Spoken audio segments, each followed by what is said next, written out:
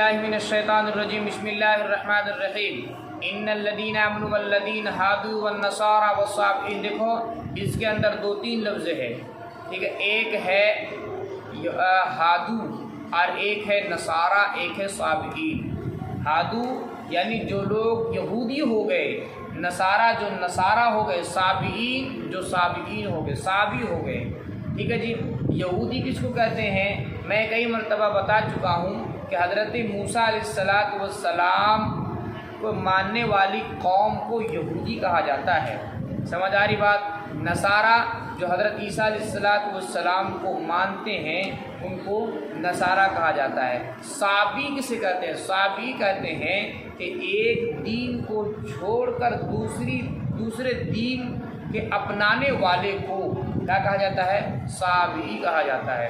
فرمایا ان الذین آمنوا، بے شک جو لوگ ایمان لائے، والذین ہادوا، اور جو لوگ یہودی ہو گئے، والنصارى نصارہ ہو گئے، والصابین اور صابین، من آمنا جو ایمان لائے اللہ پر، والیوم الآخر اور آخرت کے دین پر، وعمل صالحا اور نیک عمل کیے، فلہم اجرہم تو ان کے لیے ان کا اجر ہے، عند ربہم ان کے رب کے پاس، ولا خوف علیہم ولا هم یحزنون اور ان پر کوئی ڈر نہیں، ولا هم یحزنون اور نہ وہ لوگ غمگین ہوں گے۔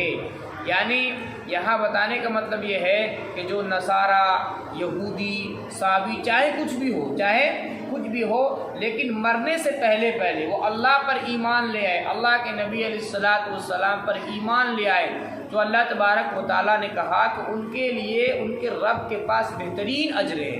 اور قیامت کے دن جب نفسی کا عالم ہوگا، سب لوگ خوف زدہ ہوں گے، اس وقت اللہ نے کہا کہ ان کو کوئی ڈر نہیں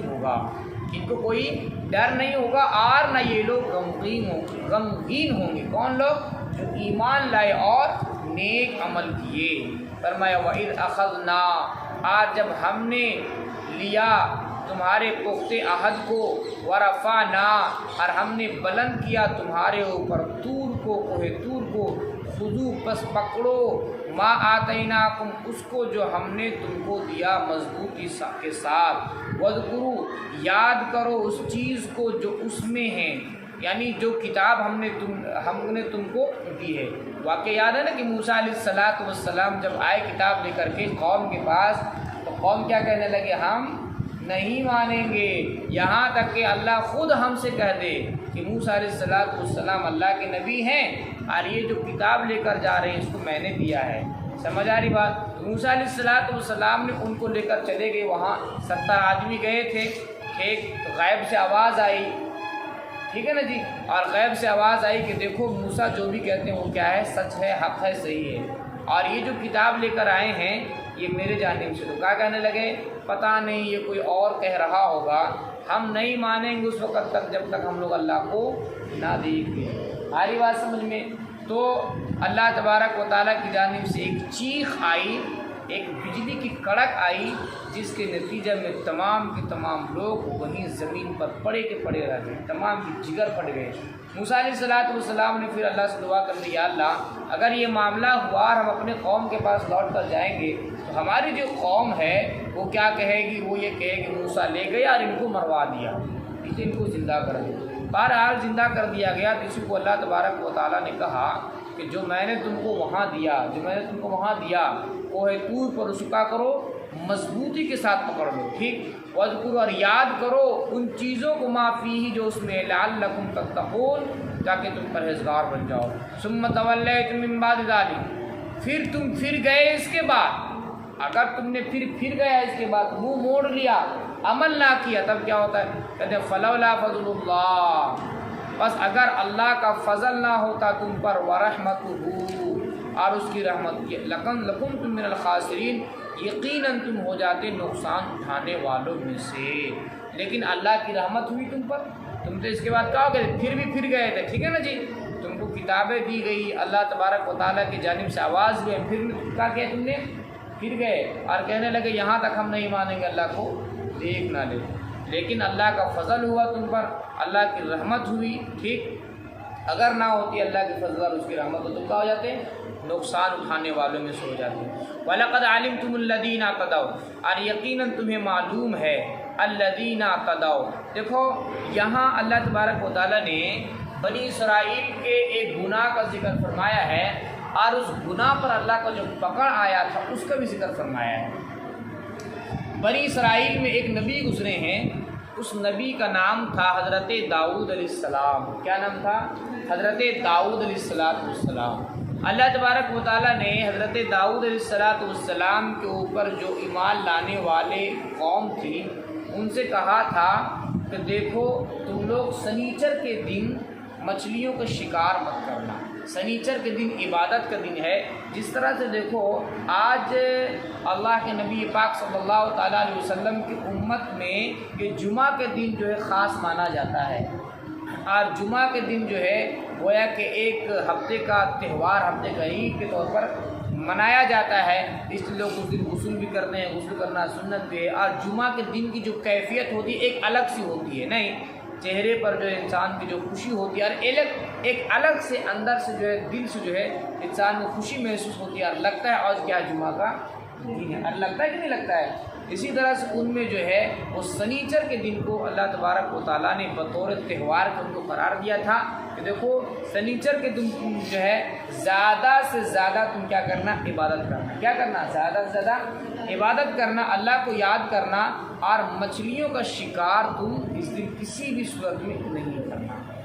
اب وہ جو داؤد علیہ السلام کی قوم تھی اس میں دو گروہ تھے، ایک تو وہ لوگ تھے جو داؤد علیہ السلام پر ایمان لاتے تھے، صلحاء علماء نیک لوگ تھے، اور ایک وہ لوگ تھے جو ان کی باتوں کو نہیں مانتے تھے۔ ان کو سمجھایا گیا لیکن وہ سمجھے نہیں، اور ان لوگوں نے کہا کہ ایک ہیلہ اختیار کیا، بہانہ اختیار کیا، اور یہ کیا کہ سنیچر کے دن کو مچھلیوں کو شکار نہیں کرتے، بلکہ کیا کرتے؟ سنیچر کے دن ہوتا یہ تھا کہ سنیچر کے دن 8 دنوں کے مقابلے میں مچھلیاں دریا میں، تالاب میں اور زیادہ بڑھ جاتی تھیں، اللہ کی جانب سے آزمائش۔ تو وہ لوگ ایک روایت میں ہے کہ وہ لوگ یہ کرتے کہ مچھلیوں کے پونچھ میں رسی باندھ دیتے، اور اس رسی کو کسی لکڑی سے یا کسی باہر میں کوئی چیز سے اس کو باندھ دیتے، ٹھیک ہے، اور اتوار کی بھور پکڑ کر کے کھایا کرتے۔ ایک طریقہ یہ ہے۔ دوسرا طریقہ ان لوگوں نے اختیار یہ کیا تھا کہ جو تالاب تھا، دریا، اس کے قریب میں ایک گڈھا کھود دیتے اور چھوٹا سا راستہ پانی جانے کو اس میں چھوڑ دیتے، تو مچھلیاں جو ہے وہ سنیچر کے دن وہاں اکٹھا ہو جاتی، اس میں اس چھوٹے سے جو تالاب وہ لوگ بناتے اس میں گڈھا، اس میں، اور پھر یہ لوگ کیا کرتے جب مچھلیاں وہاں چلی جاتی اس کو بند کر دیتے اور اتوار کے دن مار لیا کرتے تھے۔ یہ نافرمانی انہوں نے کی، سمجھایا گیا ان سے کہ دیکھو ایسا مت کرو، لیکن ان لوگوں نے نہیں مانا۔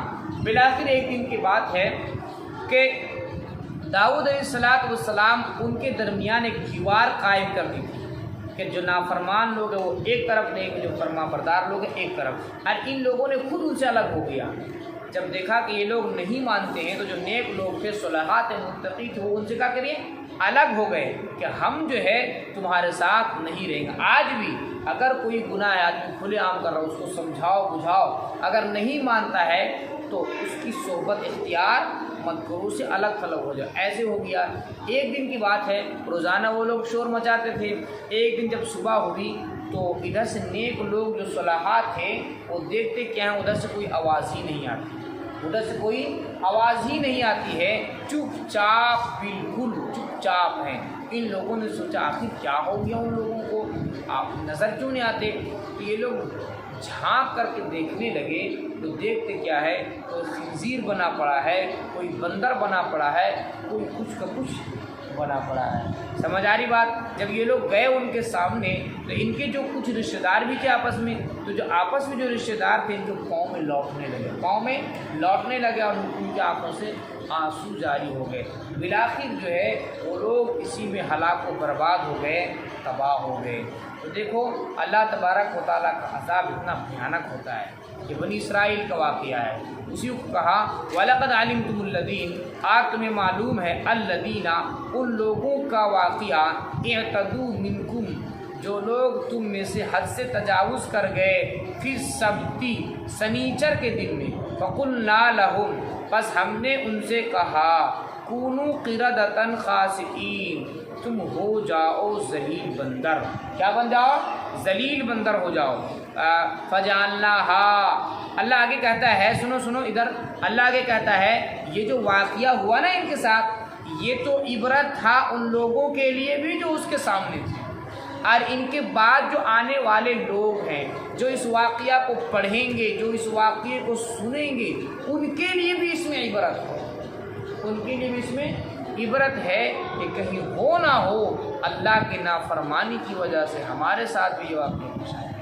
یہ امت، اللہ کے نبی پاک صلی اللہ تعالیٰ علیہ وسلم کی جو امت ہے، اس امت کے جو گناہ ہے، بڑے بڑے گناہ، اگر اللہ کے نبی پاک صلی اللہ تعالیٰ علیہ وسلم کی دعا نہ ہوتی تو آج ہزاروں لوگ بندر خنزیر بنا دیے جاتے ہیں۔ لیکن اللہ کے نبی پاک صلی اللہ تعالیٰ علیہ وسلم نے اللہ سے دعا کی تھی کہ یا اللہ سب کرنا، میری امت کو سب سزا دینا، لیکن مس یعنی چہرے جو بگاڑنے کی سزا ہے، ٹھیک ہے، کتے بنانے کی سزا، خنزیر بنانے کی سزا، سور بنانے کی سزا، یہ سزا میری امت کو نہ دینا۔